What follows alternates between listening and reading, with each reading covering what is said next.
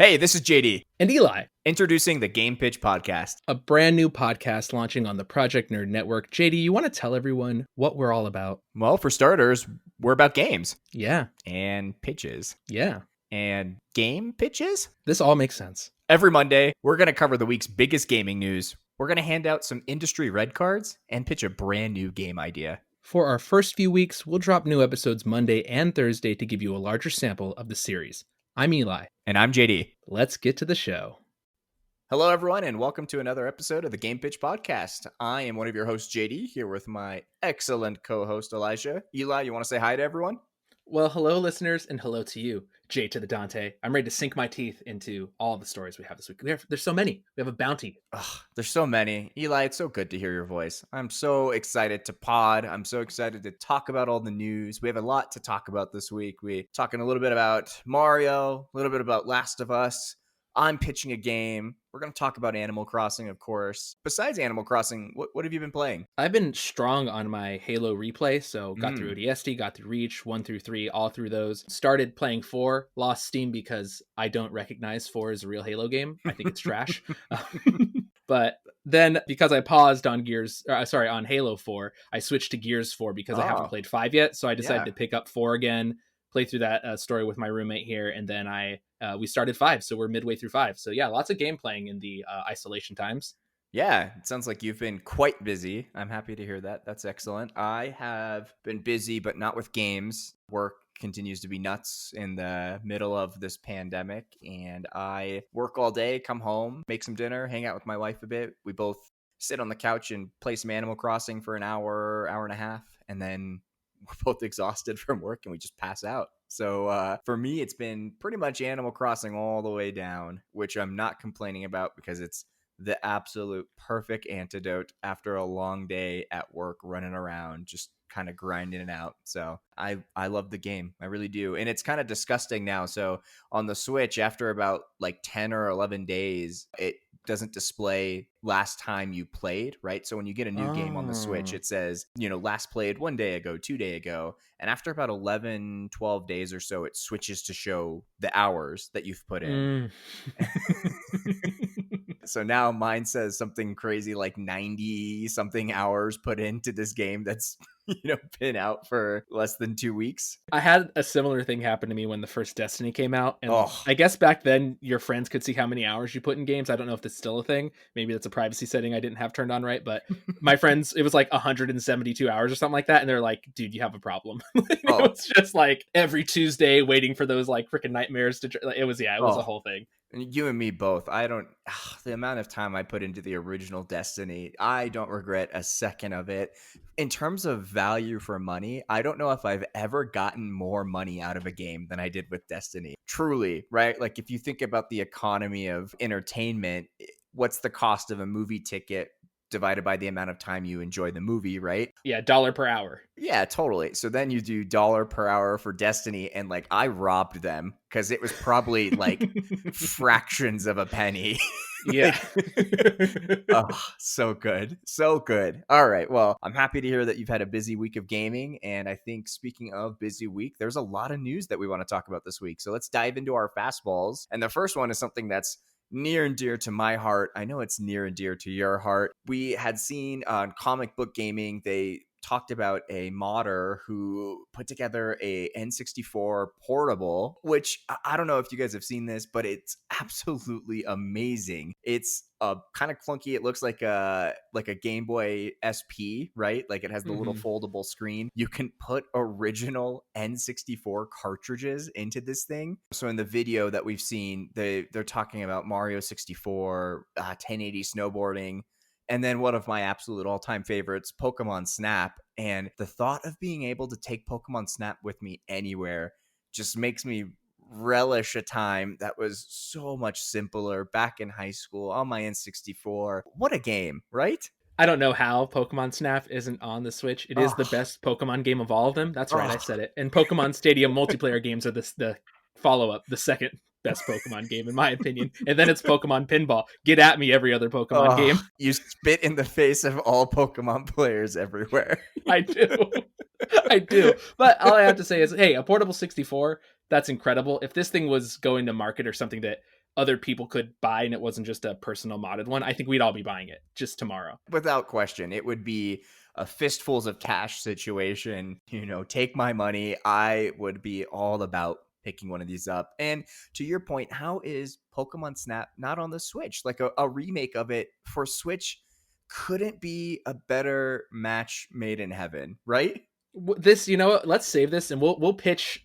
We'll each do a week where we pitch what we want from the next Pokemon Snap game. This is console games on the go. It's an N64 that you can play in your pocket. Another game that was on consoles, The Outer Worlds, is actually coming to the Switch, so you can play it on the go. On June 5th, that game's coming out. Were you into Outer Worlds at all, or? I regret to say I didn't even get a chance to play it, and that's not because it didn't look interesting, because it looked phenomenal, and I really, really do look forward to a time where I'll have a little more free time on my hands to go and play this, because everything I read, everything I saw, it looked terrific. And you played, right? I actually did not play, but it's the same thing that I think that you might have gone through. It's like, this is a game that I was like, yep, it's on my catalog, it's on my list, I definitely want to play it. The pedigree is, unfuckwithable. They're the guys that made Fallout New Vegas, which is the best Fallout game, and they're not even Bethesda. So it's just crazy that they made a game that was essentially Fallout in space with a little bit more quirkiness and a little bit more off the railsness. And I was very excited for the game. I just never checked it out. There was so many other things to play. So I know. Maybe that's speaking to a problem with the game, that it really just didn't capture people and it was a back burner game, but it looks fun and Switch seems like a fun place to play it.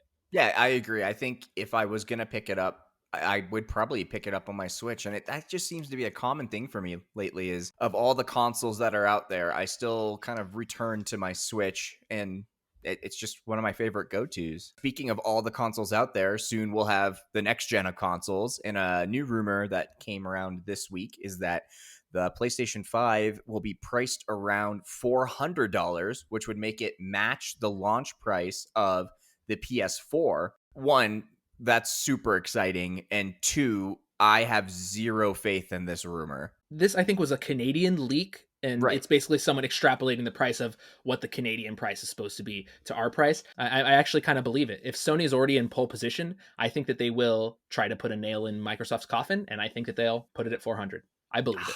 I think that's way too cheap for what they've shown from a hardware perspective. Like, I just can't see. I think it will eventually sell for 400, right? Like 2 or 3 years into the cycle. But up front, I can't imagine this thing launching for less than 500. I really can't.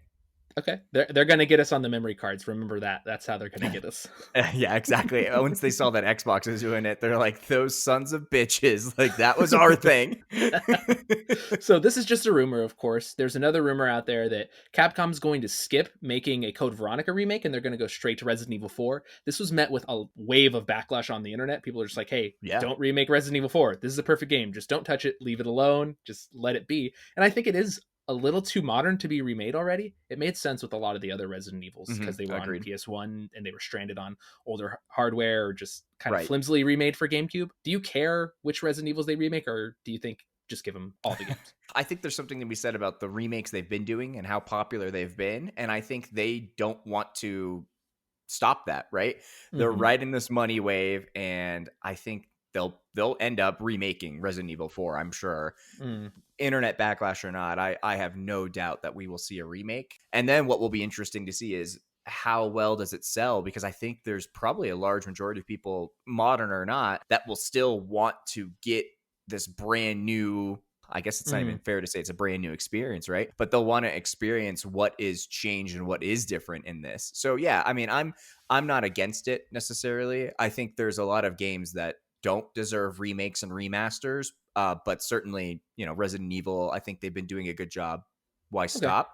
Unlike Call of Duty, we've talked about this before, and so moving to our next story, Call of Duty remaster for their campaign and multiplayer, right? Tell me a little bit about this one. I think you saw this story this week. Yeah, so the COD, actually, we talked about the rumor a few weeks ago, but now the campaign is out. It's $20. You can buy it right now on PlayStation 1. But this is another one of those things where there's that backlash online. People were saying, why would you have a 1 month time console exclusive for this campaign? And it's just the campaign. It's not even the multiplayer. The multiplayer is going to possibly come down the line, but it's just crazy to me that they're just like, hey, $20. Here's Call of Duty Modern Warfare 2's campaign, only $20. Also, it's only on PlayStation this month. That just seems like one of those backroom deals that was made that just doesn't make a lot of sense to what the gamers actually want. I don't know. Yeah, I think Sony does have well, and it's not even fair to say just Sony, but they do have a history of doing that, right? Remember Destiny? Mm-hmm.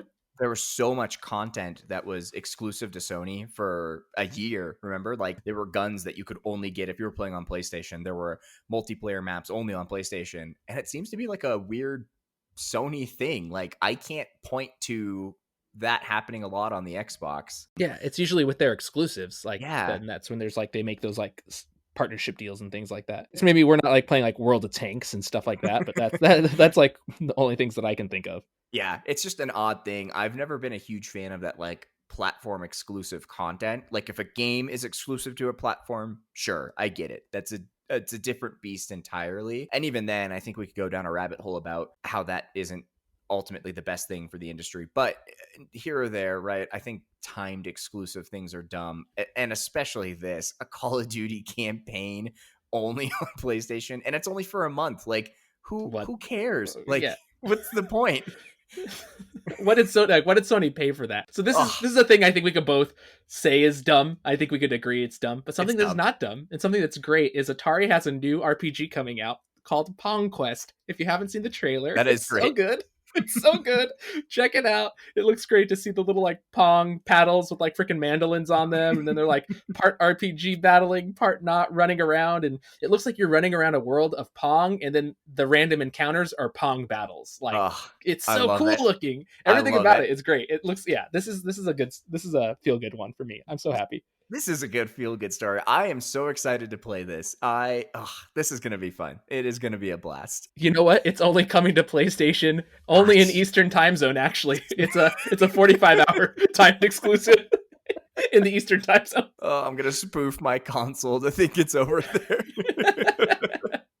Oh, man. So our next fastball here is actually about the Xbox Series X controller. And there was a little bit of division online about the use of AA batteries in it. I'm fine with it. I'll buy the battery pack. I don't see why they wouldn't make it more accessible, but that's just my opinion. What do you think?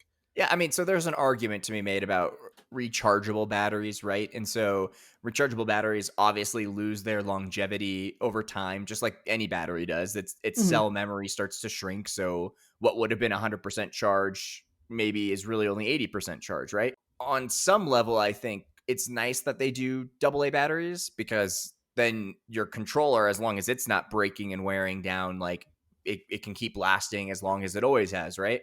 On the other hand, it is so inconvenient in a world where everything can be recharged that I have to go and have AA batteries in my junk drawer, and like, oh no, like your controller's dying when you're in the middle of playing a game, and then you have to like go find some AA's. So what I would like to see personally is, sure, like make the controller still need to swap batteries in, but how in the hell do they not ship a rechargeable pack in the box and then sell rechargeable Xbox branded batteries that you can get aftermarket? Like, and then the option's there, right? Now everyone wins. If I'm doing a King Soopers grocery store run and I need to go grab some AA's, I can. Or you can play the way you want with your rechargeable packs and like know the consequence of the cycles on them will eventually wear down. There was a report that said they would actually save money if they made it rechargeable, if it was all enclosed and they didn't have to put that like housing to hold the batteries. Yeah. I actually think that it said that they would save money, but I'm not sure. Maybe Microsoft has deals with certain partners or something but I see what you're saying, being of two minds about it. I'm just like, it's more global. There's more countries to think about. So I think that maybe we're more readily used to everything being rechargeable, but I don't know if the rest of the world has that. Yeah, it's so bizarre. And if it is cheaper, it blows my mind that they wouldn't do the cheaper thing. I don't know. At the end of the day, the truth is I still love the Xbox controller probably more than any of the other controllers that are out there, despite, Xbox and Nintendo having the ABXYs all jacked up. And every time I switch back and forth, I'm hitting the wrong buttons. Look, all that aside, I still love my Xbox controllers. So... So moving on, I think we have two April Fool's stories to talk about. One sad and one kind of terrible. Yeah. So first things first, DuckTales video game was announced and the internet exploded with joy only to find out that our joy turned to ashes in our mouth, and it was a complete April Fool's joke. And this is the big sad. This is terrible. This is such a bummer. It is a bummer. Now, this was actually even the studio that was developing this. I get not joke, but they were actually developing this game. So this was a real game at some point that they were trying to pitch Disney on, and it just didn't land. So this was their ploy to get it out there. So that's kind of brilliant for marketing. And they're just like, hey, here's this game. But it's also like a smack them on the back of their hand. Like, come on, Right. guys. Like, what are you doing? Because I like it as a ploy to get people excited for a DuckTales game, but they didn't get the pitch through, and it didn't get right. If it never takes off, all you've done is piss off the internet, which is something that you never want to do. You never want to be on the side of that, because otherwise you might end up in a situation like our second April Fool's story. So the developers of Flipnote, which is super popular on the DSi and the 3DS, put out a bunch of images that more or less said that it was coming to the Switch, and people were so happy. They were overjoyed. And then the developer followed it up with, hey, we faked all that stuff. It was just, we were just trying to put it on a couple Discords. It got way bigger than we ever intended. We're really sorry. And the internet did not like that, did they? Well, and there's even the fake, like, in Flipnote made E3 press conference for Nintendo, and Right. then people were believing that was a leak too, that Pikmin was confirmed and Paper Mario was confirmed. Like, there was all this stuff that was happening with it. It just, like, it really got out of hand way too quick for them. The internet reaction was terrible. Like, the things that people were hurling at the developer of Flipnote were really, really bad. Things that we're not going to repeat on this podcast, but they were really shameful and really abusive. Also, don't be the person putting the comment up with the also, death come threats. on, Don't be that like, person. come on. Also, April Fools, make it lighthearted, please. Like, judge this internet culture that we live in. Read Twitter once in a while so you can get your, pulse on the internet. And come on, please. So rolling on through with some more stories here in our fastballs, Bethesda will not be hosting a digital showcase. So this is something they've just confirmed recently just through Twitter that, hey, they're not going to do a showcase this year. And I think that really just says that the next Elder Scrolls is nowhere near a position to be shown, that Starfield is nowhere in a position to be shown, right? And without those two, I think they have the self-awareness to know we don't give a shit about Fallout 64 or anything to do with that. So it's probably best that they just skip it, right? And I said Fallout 64, and I meant Fallout 76. That's my mistake. No, I know you did. I was actually going to roast you right now. I was going to roast you and say, like, yeah, man, we were wishing for the days of N64 because that's like what the graphics look like. It's so muddy.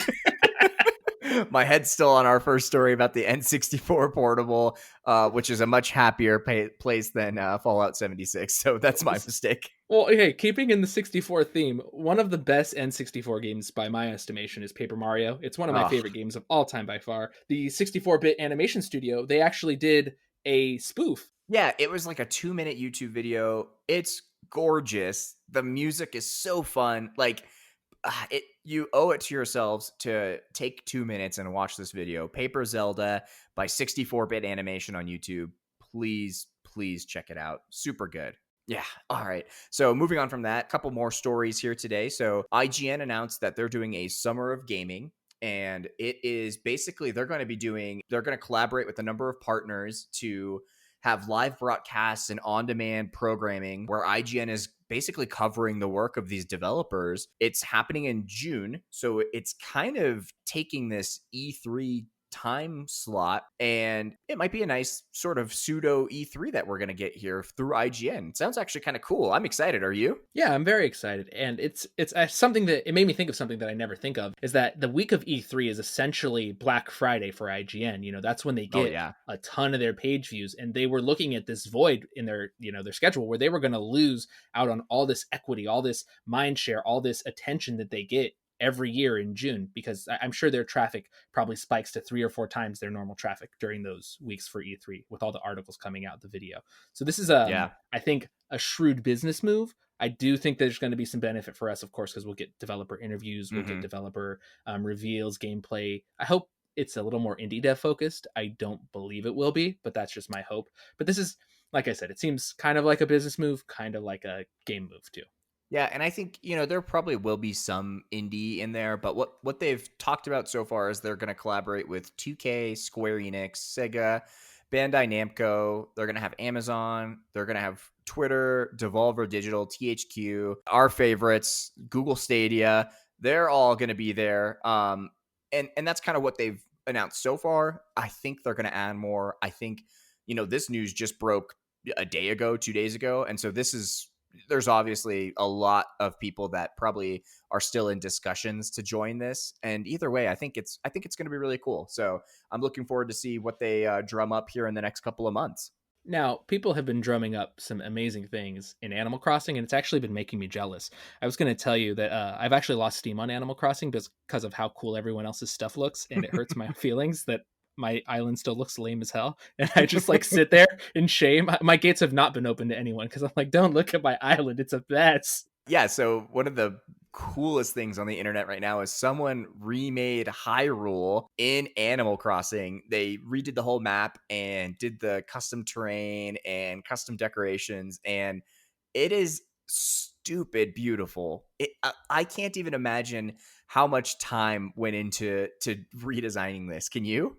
Well, they're so good at it, and they probably don't have like jobs or anything. So it only took them 40 minutes, JD. That's the most impressive part. They built all of A Link to the Past map in 40 minutes. I'm just like, And and then there's me where I spend like 5 minutes trying to get a coffee cup to go right where I want it on the table, but it keeps going off to the side. And I'm like, son of a bitch. And I keep walking back and forth, like trying to pick this coffee cup up, and I can't get it to set down right. has organizing your house in Animal Crossing made you want to clean your personal house and organize it more? Oh, yes, it has. So, and maybe, I don't know. So, in my Animal Crossing house, I have so many neat things and no surfaces to put anything on. Why can't I get the kitchen island? Why do I not have any kitchen countertops? My couch is like an inflatable, like, pillow thing. That's my couch. So then I look around this thing and I'm like, wow, I don't want to put anything out because I don't have anywhere to put it. And so then I looked in my real life kitchen and I had like my air fryer just sitting on the counter, and I was like, ugh, this looks so bad. And like I found a spot to put it away. And then I was like, looked at my toaster. I'm like, ugh, I make toast like once a week. So I put my toaster away. So now like I have these bare surfaces, which are this reflection really of what I dream of for my Animal Crossing home. I've started to mirror these hopes and aspirations in real life. So now I have beautiful, cleaned off kitchen counters in my home. And then I log into my game and see my toaster sitting on the floor. And Eli, why can't I get the kitchen island in the game? I want you to know, buddy, I'm going to grind and I'm going to find that kitchen island for you. I got you. And I will invite you to my freaking trash island so you can come get it. Oh, Just once I see can, my shambles. once I can unlock the custom floor so that you can put on the outside, what your Mm, pads and stuff. I'm gonna make one that says "Welcome to Garbage Island," and just the first thing you see when you walk out of the airport, it'll be that. I love it. We could get basic like the rest of the internet and be like, Mm, bunny day, these eggs. I'm so done with it. You know what I say? I say, hey, look, I Zipper love it. he's a little guy who's coming into your life and giving you stuff for free. And he's doing it immediately, much faster than the government is getting anyone this aid. So, Yeah. look, if Zipper is more effective than our government in providing us with valuable things like furniture and materials to make clothes, I gotta say, internet, you're messing up. You got to be on the other side of this. You got to see it the other way. Zipper gave me 1,200 eggs way faster than I got my $1,200 check from the government. I still haven't got it. And not only that, but can we talk about how dumb it is to complain that you never get free events or content in the game? And Nintendo has literally started an event like 2 weeks after the game came out, that there's already an event with new recipes, with new crafting, with something new to do. And we're going to get another one for Earth Day at the end of this month. How dumb are people to complain that they don't get things and Nintendo is just showering us and stuff? I don't care if you like the way the egg stuff looks or not, but don't like rain on the parade of the people who do like it, and certainly don't rain on the parade of people enjoying this event and Nintendo developing these events for us. So Mhm. also, this is kind of another little mini red card for the people who are complaining about this. Like, don't participate. You don't have to shoot down the eggs from the sky, right? So you may get an occasional one-wide fishing. You don't have to craft the recipes. It literally does not matter. So stop. Please stop. I didn't know that you were going to be on board with my take there. That's just I was just like, Absolutely. hey guys, look, like we're getting free stuff, Oh, whatever. I get it. I know he's around. I am on board with the zipper's a murderer thing. Like he's always he finding you like is. on the horizon. He is, but he's giving us so many gifts. So, I mean, it's a love-hate thing, right? So I have a love-hate relationship with scary games, and Resident Evil 3 is out. I've seen some gameplay. The Nemesis stuff looks terrifying. I will never be playing it. Goodbye. I have a hate-hate relationship with scary games where I hate them and I hate how they make me feel. So I will also never be playing it. Goodbye. Moving on to our next story. Something else that you should be far, far away from.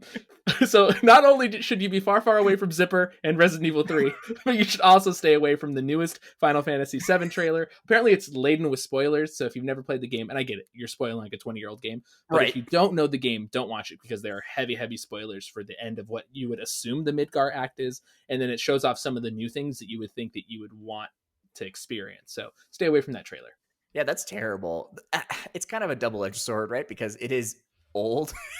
Yeah. So the idea of spoiling something that has been around for so long is kind of funny, but then at the same time it's like, for some people this will be the first time they play Final Fantasy VII, right? They've seen the Mm-hmm. hype, like they maybe have known about the game for years, but like where the hell are they going to get a PS1 to play it? And so now this is the opportunity to do that. And so I get it. Just don't watch the trailer, right? And also Square, what in the world? Like, why would you put spoilers in like a reveal trailer? That's a terrible idea. So we talked a little bit about IGN Summer of Gaming replacing E3 2020. And one thing we learned about this week is E3 2021 dates are already announced. Mm-hmm. Yeah, June 15th to June 17th.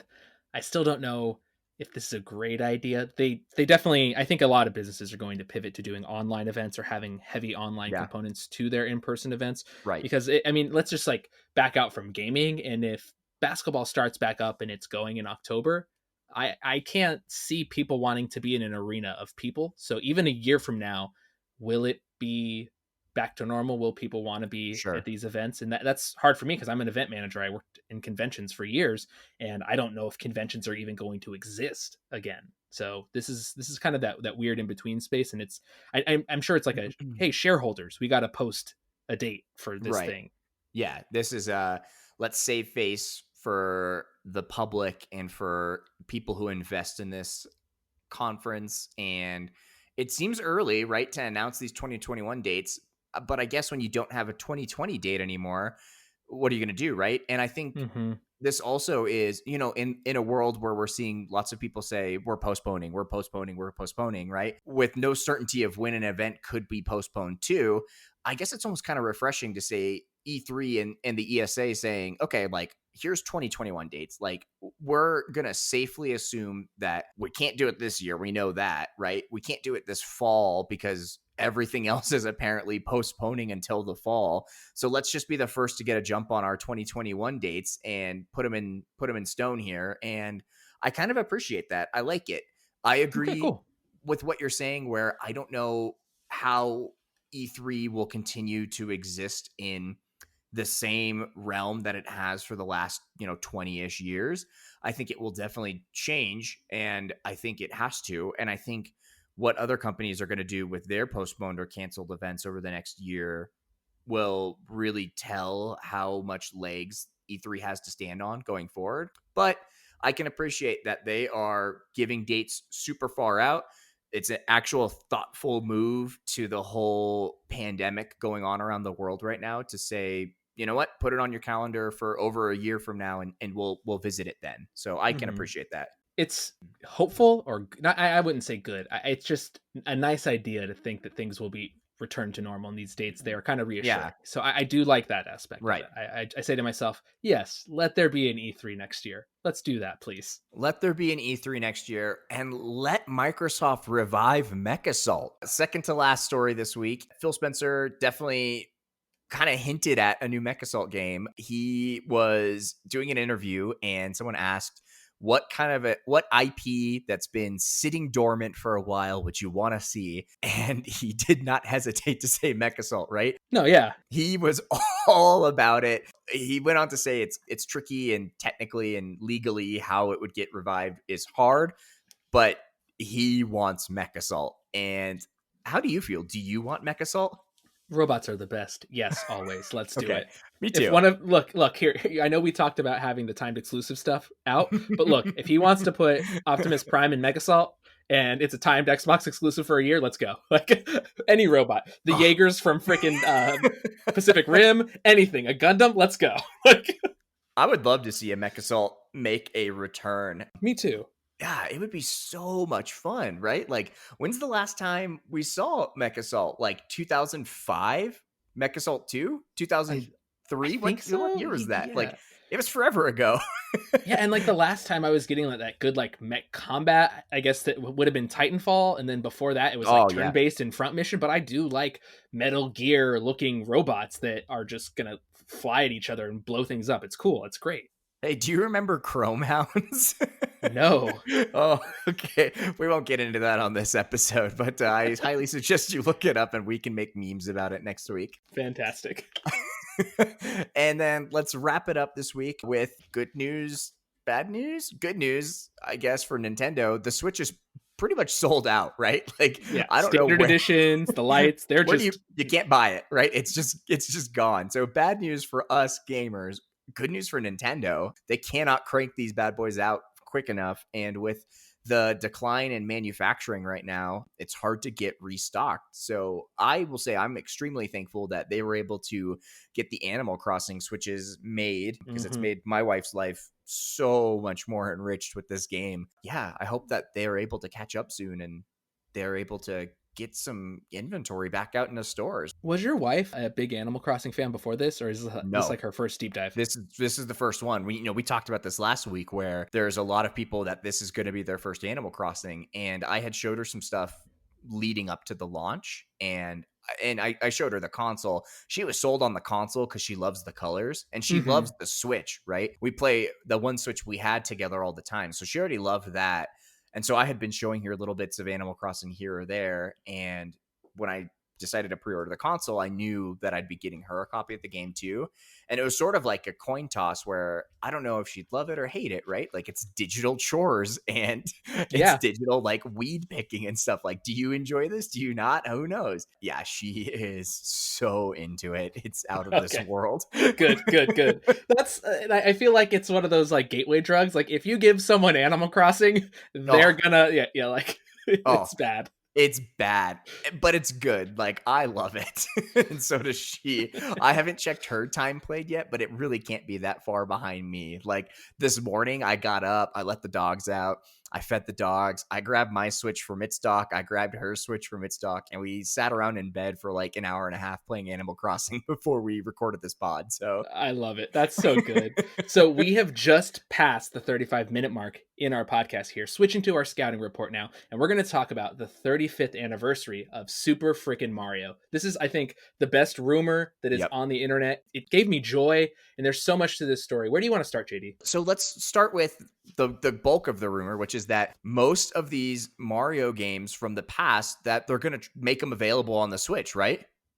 That's the first thing. You dive into that. Let's talk about what that means to you. The first story, because this came out in waves, where there was like, hey, this is a source, then someone else confirmed it, then another place, and then other places were adding on more and more information. So the best part of this news is that the bulk of the Mario catalog, platformer-wise, will be on the Switch in some form by the end of the year. I think that was going to be their big E3 announcement, but this sounds like it's all of the Mario Bros. Games from the SNES, anything from the NES, all of that. I think all of those games are going to be compiled and put on digital ways that you can buy them as well. But the biggest news that came out of this was that 64, Sunshine, and Galaxy were going to get a collection that was almost an All-Stars, like a Mario All-Stars for Super Nintendo style collection. And those are the games that you're just like, wait, you're going to remaster these a bit or like make them just quality of life changes and then put them on Switch in one collection? Right. Baby girl, what are you? I would Oh, have paid 40 for each separately. yeah. Well, and then at the same time, they absolutely could make the collection $100, and I will buy it. No Oh, questions no asked. question. Not a question. Tell you what, it's 64 and Sunshine. Those two alone, $100. Let's go. No problem. Easy. Yeah. Ring it up, right? I spent way more on games that I put way less time into. Yeah, so that would be incredible, right? Like 64 alone I would spend so much money on. I can't, and I think too, I don't want to derail the Mario conversation, so I'll just make this a quick point, right? If Mario 64 sells and performs well, how many other N64 games does it open up the possibility of us seeing remade for Switch? What's the capacity of the remaster as well? Right, Will right. there be a graphics upres, or are we going to get the regular triangles? Like, I don't know, but I'm I don't know either. excited just in general. I think Sunshine is something you could easily upres and do HD because they already did that with Wind Waker. Sunshine definitely seems like it would need the least amount of work to be upresed and kind of given a little bit more love, maybe cleaned up the controls a bit or some of the UI and stuff like that. Galaxy, Probably takes some more work for Galaxy, huh? Yeah, because the Wiimote control. So I don't know what's right. exactly going to happen with that. I know the what's it called, the Joy-Cons have the ability to do the pointer stuff, but I Sure. don't really want to do that anymore. I think I'm past it. Me too. Please just give me a standard control scheme.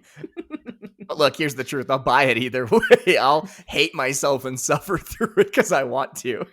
Okay, so the next part of this is that the 3D World game, which was the Wii U version of Mario, so what was Super Mario 3D World? That's what it was, the one with the Yes. cats and the Yep. cherries and all that. That one's Yep. getting a deluxe edition. It'll feature new levels, new upgrades, different things that they're adding to the game. So this is the one that's actually getting the most upgrade, I would say. That's super, super cool. And I think that's fun that this is what we talked about before, right? Like the 64 Sunshine Galaxy, they could sell all those separately and that we would buy all three of them. And then they are doing this one as its own game and we'll buy this, right? Like, so they know what they're doing. I think the collection makes sense on some level. It's going to be expensive. It's good. I'm into it. And then an update to Super Mario 3D. I'm excited for that too. I think that's going to be super fun. Though I think the final part of this that I'm most excited for is the new Paper Mario, right? Which is going to kind of be modeled after the older one. And this would be so incredible if this comes to fruition. I want it more than anything because Paper Mario is, I would say, a top 10 game for me. I love that series. I love the gameplay. The games that I want to make are like Paper Mario. So I am in love with that game just for always and forever. But I lost my love because Color Splash, and as good as Super Paper Mario is, it's not a Paper Mario game to me. Right. And Sticker Star is horrible. Like, that's a terrible game. I despise it with all of my heart. The consumable weapons with the stickers, it's terrible. It's the worst. JD, If they made a Paper Mario that was in the style of the original, I think people would go just nuts. I think they would have an absolute smash hit on their hands, like unbelievably popular. But because I don't think people disagree with your take that the molds of the original one is the gold standard of Paper Mario, and everything that's followed has kind of just been tweaks that were unnecessary and they weren't as good, right? Like there's not a way to say it nicer. They just weren't as good.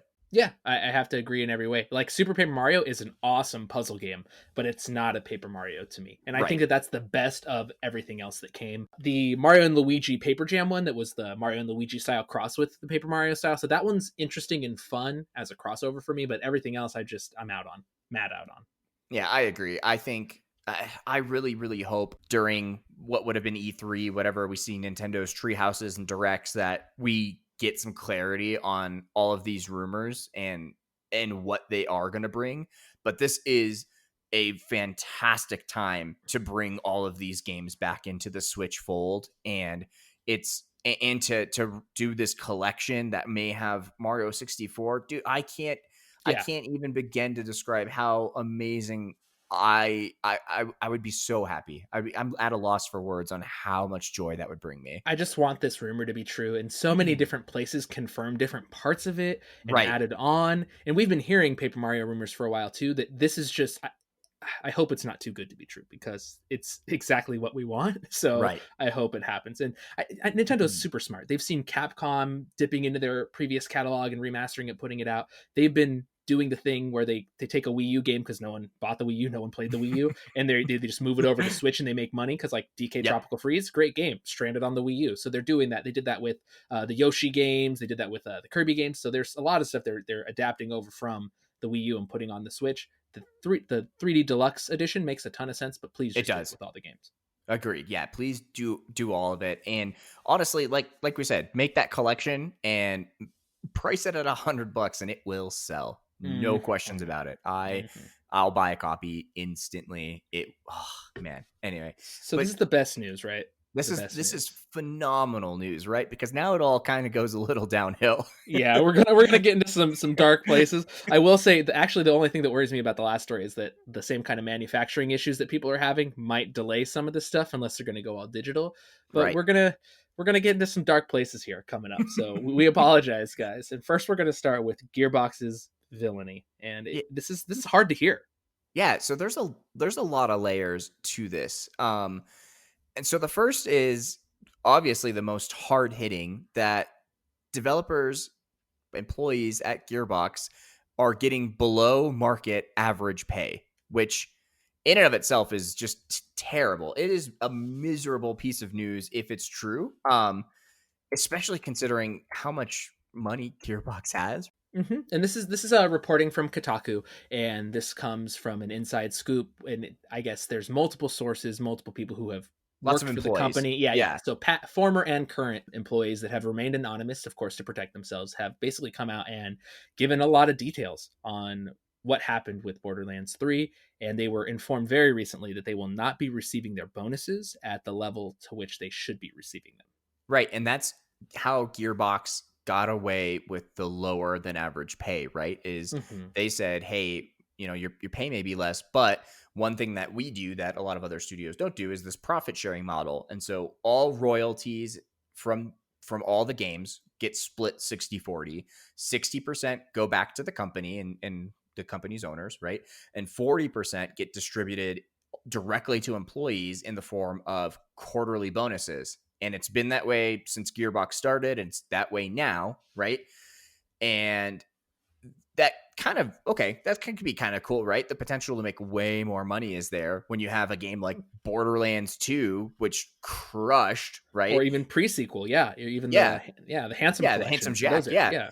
Those are making fistfuls of cash. Awesome. I Hmm. bet, you're cruising along good. But then, like, it doesn't feel as good when you have games like Aliens, Colonial Marines, and Battleborn, right? Which did not perform good at all, right? Yeah. Well, and this is crazy to me because it's when you look at like the dates, Colonial Marines came out in 2013, Battleborn came out in 16. They've basically had like a 10-year span where they could not have been doing well for the Right. profit side of things. Right. Yeah. And it's so then you think like, okay, it sucks now that this below average pay is kicking in, because what are the bonuses, if anything, right? Hmm. Yeah. So that all is terrible. And then so now I think to cap it off, people are talking about Borderlands 3 because it's out and it's kind of the big piece. And Randy Pitchford, who is the CEO, president of Gearbox, he's basically, head honcho there. He told all the employees that their bonus checks from Borderlands 3 are going to be quite a bit lower than they should expect, considering the launch of the game, just because it was more expensive to make the game than they thought, that their sales projections were way, way, way off. The game sold well, but it didn't sell as well as they thought up front. And they kind of structured the sales model for a more long-term sales, outlook, Hmm. Hmm. compared to like an explosive out of the gate launch and then a lot of fallout over time. When I think about it in like holistically or like the whole thing, I don't even think that Borderlands 3 was that good of a game. It Like wasn't. that's something to me where that could have come out 2 years after Borderlands 2, and I would have been like, yeah, fine, this is a Borderlands game. But it didn't Yep. seem like something that deserved that much, incubation time. And Yep. then also it didn't evolve what Borderlands was enough to me to really move the needle. I played through it with friends because that's what I do. I like playing. It's the way to play that game. Yeah, I like playing shooty multiplayer games with them. But after we did that, I got through all the free content with my buddies. And when the Moxie thing came out, I'm like, I'm not giving them any more of my money. And I'm actually really glad that I didn't, because then I would have been supporting this terribleness. And I can tell you right now, I don't plan to give Gearbox my money again from where I'm sitting now. Yeah, it's too bad too, because I sunk a ton of time into Borderlands 2 with friends and have some super fond memories of playing that game and really enjoying myself. And now I look at this and I'm like, man, this is really bad. And I get that we can only see the outside looking in, right? And yeah, they're reporting the bad. Yeah, we only get to see one slice of this. But when you have a lot of employees that are sharing this news, when you have a lot of people going to reporters and saying a lot of the same things, it's no good, right? And one other piece that we've heard with the reason the bonuses are being a little bit lower is that halfway through the development of Borderlands 3, they swapped from Unreal 3 to Unreal 4, which added a lot of extra time, like way more than they thought. And that's pretty brutal. So, I think that's one piece. But the other piece is there's rumors of Pitchford taking a pretty big bonus, right? There are. And I'm actually going to save that for our red card, because we're going to double Oh. down on this one. And Randy's getting our red card this week. Just so kind of spoilers for everyone to know. But then we're going to go back and you're going to find out why later in the pod here. But I'm just mad. Like, this sucks, because Pitchford hasn't been an angel in the media for, like, there's been a lot of like weird things that have come out about him or that have been said, and there's lawsuits and just all this crazy stuff. And it kind of soured my feelings towards Borderlands. It made me not want to support that, because he is the Artur of it. He's the guy. He's the Borderlands guy, if someone says that. Spielberg's the freaking ET guy. Like, if Spielberg did some crazy stuff, I'd be like looking at ET like, it's not a childhood classic anymore. Spielberg did some weird, like, if I don't know. You know what I'm saying? Like, if he did some Kevin Spacey freaking, I don't know, if he did some stuff like that, I'd be like, can't watch it no more. It sours your past experiences with it. For sure. I know exactly what you mean. And one interesting part to all of this, right, is Gearbox is a private studio, and they have been seeking potentially to go public for a little bit now. And yeah. How is this gonna do? It's gonna wreck it. Yeah, that valuation's gotta go way down now. Right? Yeah, absolutely. This is not the kind of stuff that you want to see floating around out there. All terrible. We're not quite done with Gearbox yet. We're not quite done with Randy Pitchford yet. But let's move into our last big news story on the scouting report this week, which is also not great. Yeah, not great at all. But so you said, that's not something you want floating around out there. Something I don't think Sony wants floating around out there is a game about a pandemic where you're fighting against zombie hordes, or perhaps taking over humans, sick humans, all that stuff. Maybe that's a part of this, but the other part of this is that I'm just sad to inform you, and you've probably seen this online, that The Last of Us Part 2 has been delayed. It has. Yeah, it's too bad. So we joked around a couple episodes ago about Xenoblade Chronicles coming out on the same day as The Last of Us. Xenoblade would have to get delayed, how they would have to push this game back. There's no way it would compare to Last of Us. And I'm sad to say it, Sony gamers, Xenoblade it's too powerful. It's just too strong. Everyone over there at Sony is running away in fear from the power of Xenoblade Chronicles. They saw Shulk in the short boy shorts, shirtless, with the tiny nipples in Smash Bros. And they're like, we can't compete with this, guys. We've got to run away from Shulk. I'm sorry, everyone who's looking forward to Last of Us Part 2. This is sad news. And it's also kind of scary because it begs the question, what other games might follow this precedent, right?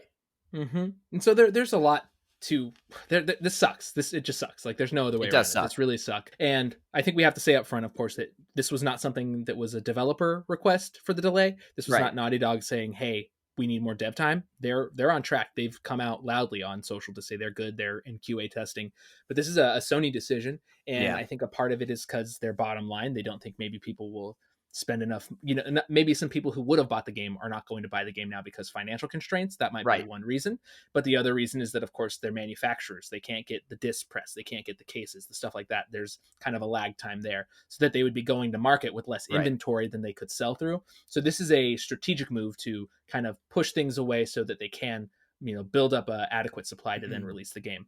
Yeah, and But if there is a silver lining there too, at least it gives Naughty Dog some maybe unexpected extra development time to put back into the game, right? Like now they have the opportunity where even if the game is gold or was about to be gold, they can still go back and start working on, a big day one patch or something. And I guess, if you have to find a silver lining, if you have to try to be positive, there's an opportunity to do so. But it sucks because now it makes you wonder, like, what other Sony games might get pushed back in the schedule, right? So Ghost of Tsushima was out soon now, and with a delay of Last of Us Part 2, it makes you wonder, like, are they going to delay that game just because they don't want it to take thunder away potentially from whenever Last of Us does get launched? And is it going to suffer the same manufacturing issues? It opens the door to question a lot of these things, right? And a lot of these studios are going to have to float during that time too. So are they still paying employees? Are they not? Because they're expecting that influx of cash for selling these games. But it was always strange that Last of Us was at the end of May and then Ghost was at the end of July, or no, sorry, June. It was always strange that they were that close to each other. But now this like shuffling of the schedule, because Last of Us doesn't even have a date now. Like it's not like they said, hey, it's coming in September, like they did with A Quiet Place 2. It's just like, hey guys, we'll let you know, like it's on hold. And that's the crazier part to me. So you can tell really where Sony prioritizes their big IPs, right? And that's not to say that they don't appreciate and prioritize Ghosts the same way, but it's obviously not Last of Us 2. It's obviously, the hype around Last of Us far exceeds, I think, most things right now. Maybe Sony does keep Ghosts in its original slot, and maybe they projected it would not quite sell as much, and it was going to be a good summer game, and everything's good to go there, and they can handle the manufacturing capacity for that. And they move Last of Us into a more fall holiday time slot, which isn't out of the question, right? Yeah, you just made me think, like, could you imagine if they're just like, well, we already delayed it, this all sucks, and anyway, no one's happy about this? What if they just held it for the launch of PS5 and it came out day and date with the console? I don't know, man, because then I think there's another part of that where it's like, this is a PS4 game that you just slapped on PS5 as a launch title. And we know Sony fanboys are already pretty volatile, right? So can you imagine if they're like, this game doesn't even look that much better. This looks like a PS4 game, right? It's like, well, it is. Well, no, I'm saying, yeah, like it would launch on 5 and 4, same time, same day, same back channel. Could be kind of cool. Same pet channel. Nice. It could be kind of cool, though. I'm trying to find a silver lining in this because this does suck and it's going to affect everything. But you got to think, if Sony, a company that as big as Sony, is willing to push their biggest launch in 5, 6 years, I don't know how many years, probably 3 years, their biggest game in 3 years. I'd say If they're so. willing to push that to facilitate manufacturing, Nintendo's got to be doing the same kind of stuff. Are we going to get Halo Infinite when we're supposed to get Halo Infinite? This just like puts all of this like anxiety about like the future of, will games be games? Or are we just going to pivot into the all digital future and it'll kill GameStop all the faster? Who knows? Is that another piece of silver lining? The Last of Us sent a little spore of the cordyceps to GameStop and finally infected it and took over its dying husk. Spare Reggie, please. No, he's got to go down. He made his choice. When you jump on the Titanic, you got to go down with it if you're the captain. I'm sorry. God, Reggie, please disguise yourself as a woman and get on a lifeboat, please. Oh, man. Okay, so at least we found some happiness in that sadness there. Yeah, and we'll see. We'll track this story, and I'm sure that you and I will talk about it a little bit more as time goes on, and we'll keep everyone that's listening up to date on this, and we'll give you our take as we learn more. It's all rumors for what may come for this next generation, but yeah, let's kind of move on from there, right? Yes, it is your turn to pitch a game at our faces, our ears. Throw your ideas at their ears. I always like to kind of give a little story for where some of these ideas come from, right? So I have this super old hard drive that I've had since like 2002, right? That's just kind of floated around forever. And it was an external hard drive that the power supply for it died. So like I had to pry this drive out of this plastic casing. So now I just have this drive just sitting around. And I was trying to find some old data on there, and the drive's just super dead. But it gave me this idea so the game idea, it's like a platformer type game that I want to call Defragmentation, right? And in it, like you're exploring these levels of a hard drive, and you're like just this little like bit of data that grows and evolves as you access different things in the level, right? Okay, But the idea is decode more. yeah, exactly. So like you're going through these levels, and there's like corrupted bits of data that are like the enemies that you have to defeat, and like as you defeat them, you decode and you gain extra powers and you gain extra like abilities, or like you can jump out in and out of levels of the hard drive, right? Because it's on these spinning discs. If you ever looked at one, it's like rings of data, right? Kind of like rings in a tree, rings of a tree stump, right? And so the whole idea is you're trying to fight your way into the middle of the drive to recover the ultimate piece of information, like the penultimate goal. So the cool idea, the mechanic is like certain levels would give you the ability to like maybe skip, not in time, but like skip levels. So maybe you can jump from level 1 to level 5. Oh, like a different folder. Yeah, exactly. And then in level 5, maybe you find something that helps you solve level 3, and then you can jump back to level 3. And so, but like all along, like you're in this digital scape, right? So it would have like really techno-y like music, and like really like pulsy music, and it would be really go ahead. I was just gonna ask, like, is the art aesthetic kind of like a command menu from like a PC, or like what are you thinking? Like, how does it look? Yeah, I kind of thought like if you think of old school Matrix, like that green and black like look. Yeah. That's what I was saying, a command menu. That's what I was just envisioning as you were doing it, like. But maybe like a little more modern too. Like I kind of, I've seen some really cool coding windows, right? If you're in a development menu, right? So like on the Mac, if you're in your terminal, you can switch the color scheme where like different lines of code are like red and green and blue, right? So I'd love if there was a way to introduce some of those extra colors into it too, just to give it some pops where like different enemies maybe are red or blue or yellow, and like that informs maybe like an ability that you have to use that would help you beat them quicker, or it's the only way to beat them, right? So gotcha. Yeah, so that's my idea this week, Defragmentation. Quick question just about it. So is there a way that you can like flag certain folders to never be explored, like my taxes 2016 folder that is definitely taxes? It doesn't have a password on it. Yeah, that homework from 7th grade folder that you keep around for some reason. We're gonna skip it, right? We're not trying to get an M rating here, all right? This is supposed to be E for everyone. Cool. Don't go in that folder. And that's my pitch this week. Fantastic. Defragmentation. So Shannon, Jade, Defragmentation available on Stadia whenever you say yay. Like whenever you give us the green light. Come on, we're ready. We just need funding. When you're in the Stadia stadium, you're just like, yay, green light this game. Like, that's what you need to do, guys. This is what we need. Don't make us take it to Epic, all right? We will take it to Epic. This is a threat. Something that's a little less threatening is our red card this week. Now, we kind of talked already about the villainy of Gearbox and how that's just some top tier bad guy stuff. And really, of course, Randy Pitchford has been the face of this because he has been in the news about it, and he's more or less the target of the article. We're going to hand him out a personal red card here. Allegedly, he took a $12 million bonus in 2016 right at the start of development for Borderlands 3.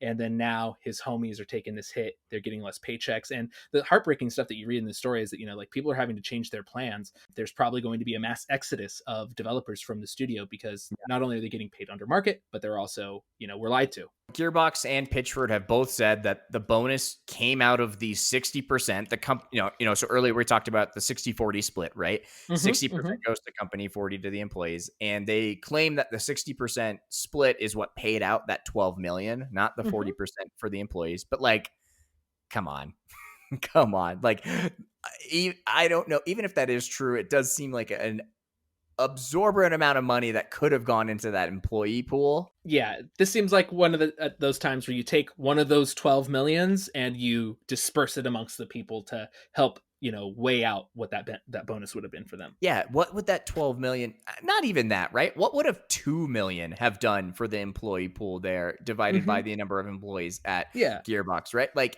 he could have still taken 10 and had been more than rich than, he already is, right? And those employees would have been a huge difference for them.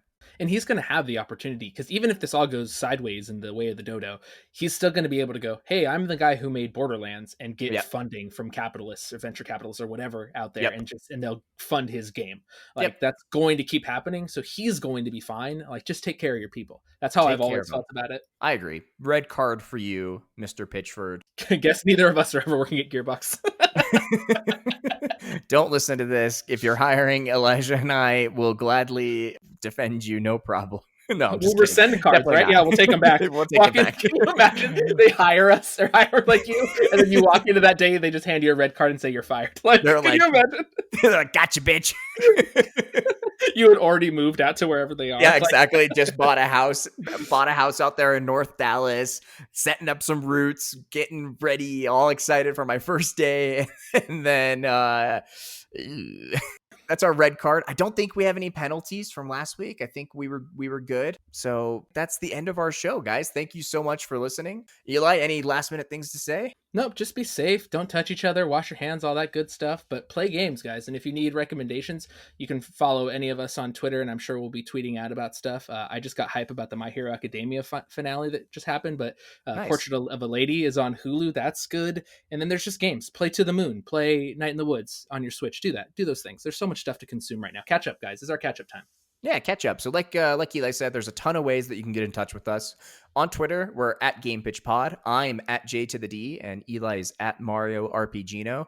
We're both on Instagram, though he's much more active than I am. I'm at J to the D, and he's that guy _Eli. You can email us at gamepitchpodcast@gmail.com. And, I don't know if I mentioned it at the top of the show, but this is the last episode I think you guys will hear that lags a little bit behind, right? So we've been doing a little bit of catch up and getting the news caught back up to our recording schedule. And so starting on the 13th, all the episodes that you'll hear are going to be published on Mondays only, no Thursdays. And there'll be a day behind the news, right? So they'll be hot and fresh and super timely, and yeah, we're looking really forward to being caught back up. Oh, yeah. It's news so fresh that it could be from Cal's Calzone Zone. Oh, I love Cal's Zone. Oh, no, it's a Cal's low-cal Calzone Zone. Sorry. Oh, of course. Cal's low-cal Calzone Zone. Yeah, right next to Bob Loblaw's Bob Loblaw's. Yeah, right next to it. Oh, guys, thank you again for listening. Podding for you gives us so much joy and so much pleasure, and we really, really love it. Thanks for listening. Thank you so much. Eli, wrap us up. Hey, guys, be safe out there. Be happy. But most importantly, play games. Play some games.